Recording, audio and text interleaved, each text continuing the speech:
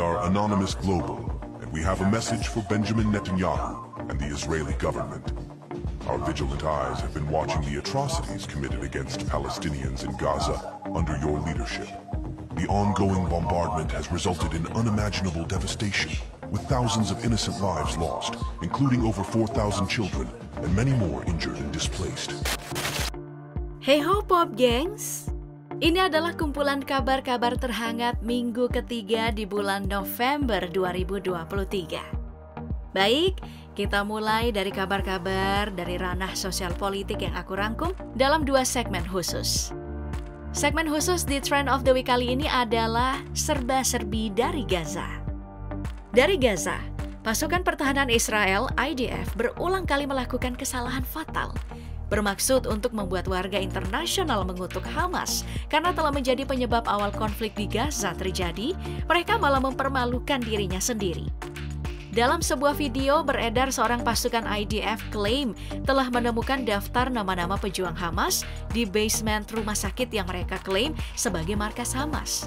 Padahal, itu adalah nama-nama hari alias kalender dalam bahasa setempat. Dikatakan itu adalah jadwal piket dengan menyertakan nama-nama yang akan piket. Itu tertulis dalam bahasa Arab, namun ia membacanya dari arah kiri ke kanan, di mana harusnya tulisan Arab itu dibaca dari arah kanan ke kiri, Mas Jion. Temuan-temuan warganet yang tidak serta-merta memakan mentah-mentah propaganda Israel ini perlu diapresiasi. Karena tidak sekali ini saja. Video lainnya beredar dari sebuah rumah sakit yang mereka klaim sebagai markas Hamas itu. Menunjukkan kamera-kamera CCTV yang dibungkus, lalu tas-tas dan perlengkapan lainnya. Warganet mempertanyakan, di mana rudal-rudal itu, di mana pejuang Hamasnya? Dan itu bukan terowongan seperti yang mereka katakan. Warganet ini juga memperlihatkan kebohongan IDF dengan menyatukan gambar box yang diklaim sebagai tempat senjata dan gambar IDF mengklaim sedang mengirimkan box perlengkapan kesehatan. Ada malah warganet yang jeli banget mengatakan bahwa itu adalah video yang diedit karena video pertama udah dihapus. Sedangkan Netanyahu yang di mimbarnya mengeluarkan pernyataan-pernyataan yang salah satunya mengejutkan dunia. Ia mengatakan bahwa jika pemimpin Arab ingin mempertahankan kepentingannya, maka sebaiknya mereka diam. المطلوب الصمت فيما يتعلق بزعماء الدول العربية الذين يقلقون من أجل مستقبلهم ومستقبل الشرق الأوسط. أقول لهم شيء واحد. Pernyataan tegas seperti mengancam ini dikeluarkan usai para pemimpin negara-negara Arab dan Oki bertemu untuk mengobrolkan masalah di Gaza. Atas nama solidaritas, akhirnya Anonymous Global turun gunung. Kelompok hacker internasional yang tersohor ini mengancam akan ikut terlibat jika Israel tidak menghentikan serangannya. Are Anonymous Global, and we have a message for Benjamin Netanyahu and the Israeli government. Our vigilant eyes have been watching the atrocities committed against Palestinians in Gaza under your leadership. The ongoing bombardment has resulted in unimaginable devastation, with thousands of innocent lives lost, including over 4,000 children, and many more injured and displaced. Kelompok Anonymous ini memang telah berulang kali membuat kericuhan di dunia cyber. Mereka biasanya bergerak saat protes politik mulai memuncak, termasuk merusak laman Israel 12 dan 10 tahun yang lalu, dihitung dari tahun 2023. Tepatnya saat gelombang intifada kedua, di mana Israel melakukan serangan membabi buta ke Palestina. Selain ancaman kepada Netanyahu, Anonymous turut menyerukan kepada warga Israel untuk ikut menentang pertumpahan darah yang tak masuk akal ini dengan menuntut akuntabilitas pemerintahannya. Pesan Anonymous ditutup dengan catatan harapan bahwa Palestina tidak sendiri, mereka bersama Palestina. Mereka tidak akan berhenti sampai keadilan ditegakkan. Mereka banyak dan ada di mana-mana. Nah, sebelumnya yang paling ditakuti, kelompok hacker Rusia juga telah lebih dulu melakukan aksi, termasuk klaim atas rusaknya Iron Dome Israel. Sementara warga Israel yang protes ke Netanyahu karena keluarganya yang disandra tidak diurus, para sandera yang akan dibebaskan oleh Hamas memberikan pernyataan mengejutkan, di mana mereka sangat takut saat berada dalam posisi tawanan Hamas. Bukan karena perlakuan tidak baik dari militan itu, tapi takut kena rudal dari pemerintahannya sendiri karena mereka tidak dipedulikan. Sandra yang satunya mengecam Israel karena telah membunuh anak kecil dan mengatakan diperlakukan dengan baik oleh Hamas.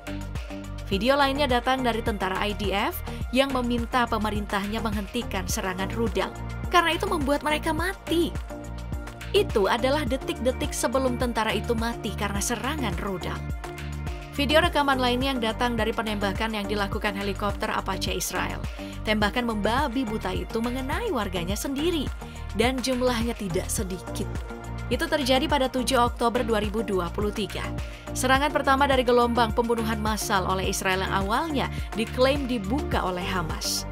Israel pun mengakui bahwa itu adalah tindakan teledor karena menyerang sipil Israel. Pilot mengakui kesulitan membedakan Hamas dan warga sipil dan akhirnya memilih menembak dengan menutup mata. Wah, gila. Nah, di Turki Erdogan menyampaikan pidatonya yang menyatakan bahwa Hamas bukan teroris, melainkan partai politik yang dipilih oleh warga Palestina. Di Chili, sebuah klub berbasis di Santiago yang diperkuat orang-orang keturunan Palestina, Deportivo Palestino, terlihat mengenakan pakaian bernuansa warna bendera Palestina sebagai ekspresi keberpihakannya kepada Palestina melawan kekejaman Israel. Di Amerika, akhirnya, jet tempur generasi terbaru yakni generasi ke-6 terlihat sedang diuji cobakan. Pesawat B-12 yang bentuknya seperti pesawat alien ini cukup mengagumkan terbang di atas langit.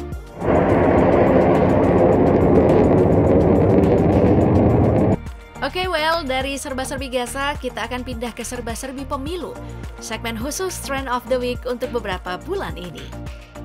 Nah, dari serba-serbi pemilu nih, akhirnya 3 pasangan calon presiden dan wakil presiden mendapatkan nomor urutnya masing-masing.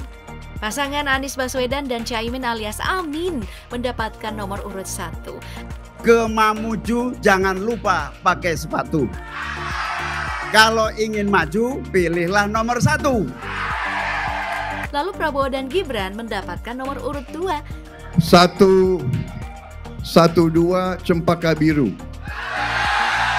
34 dalam Jabangan. Kalau mendapat kawan baru, kawan lama dilupa jangan. Serta Ganjar dan Mahfud MD mendapatkan nomor urut 3. Hukum yang tegak harapan kita. Sejahtera merata, idaman bersama. Ganjar Mahfud pilihan kita. Gotong royong pilih nomor 3. Selamat ya kepada semua paslon. Jangan lupa tahu diri. Pada momen pengundian nomor urut di KPU kala itu terlihat pendukungnya sangat heboh meramaikan ruangan. Penuh dengan yel-yel dan nyanyian-nyanyian dukungan yang kok nggak bisa membuat hati ini bergetar sedikit pun ya.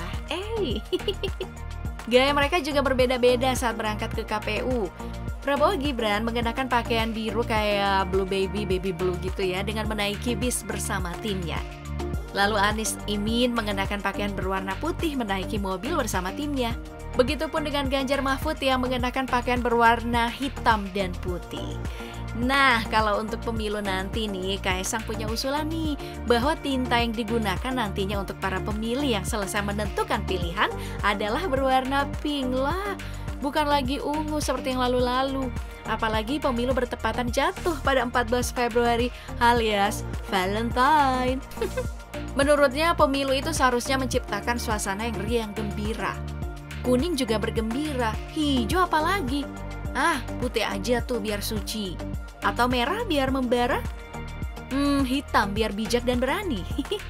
Atau sekalian pelangi aja, cantik kan? Ups, pada sensitif sama warna pelangi. Lupa maaf. Dan dari berita dunia hiburan ada kabar tentang konser Coldplay yang sedang heboh.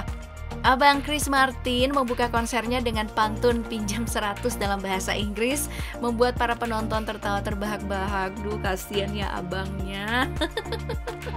Hari Selasa, ujian fisika.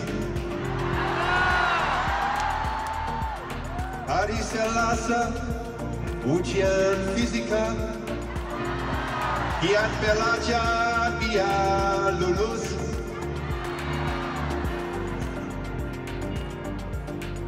Apa kabar kota Jakarta?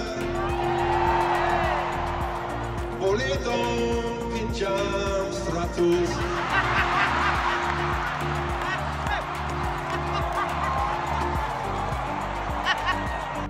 Lalu duduk kelesehan saat Malik and the Essentials tampil, ia nampak santai menyaksikan band Indonesia itu. Ada yang datang memanfaatkan momen ini loh dengan melamar sang kekasihnya. Namun di luar panggung, kacau. Karena meski sangat ramai, ternyata ada sebagian warga yang tidak masuk meski udah pegang tiket. Belum lagi kabar penipuan calo tiket yang infonya datang dari warganet. Kasian ya, karena banyak yang udah bayar tapi nggak bisa masuk. Panitia penyelenggara sepertinya kurang becus nih. Antusias warga yang pengen nonton tapi gagal bisa jadi bahan evaluasi ya. Belum lagi pengelolaan penontonnya yang kacau banget lah. Seperti alur, cara, dan pintu masuk yang tidak beres. Stand makanan juga kurang. Lalu kesusahan masuk. Dempet-dempetan lah sampai gate-nya jebol. Semua bisa masuk asal bawa tiket tanpa di-scan. Aduh. Saking gak tertibnya penjaga gate sampai gak bisa berbuat apa-apa tuh. Tapi lebih parah konser Bring Me The Horizon. Sound, mic, dan seluruh peralatan panggung benar-benar gak diurus dengan bagus oleh panitianya. Sampai fans dan penonton bernyanyi bersama untuk mengisi suara yang tidak terdengar dari atas panggung. Dan diberhentiin setengah penampilan oleh panitia karena alasan keamanan.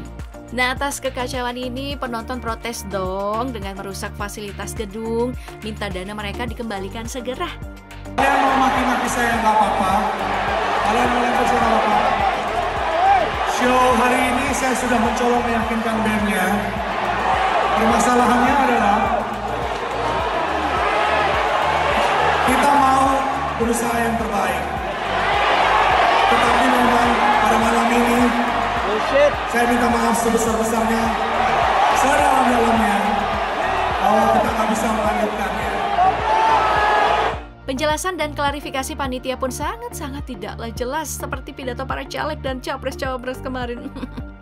Sedangkan dari konser Hindia, banyak warga yang menduga itu adalah konser yang bernuansa satanik. Waduh, beberapa aksi panggung Hindia nih misalnya, di mana mereka meminta penonton untuk menutup mata dengan kain yang mereka bawa dan membukanya beberapa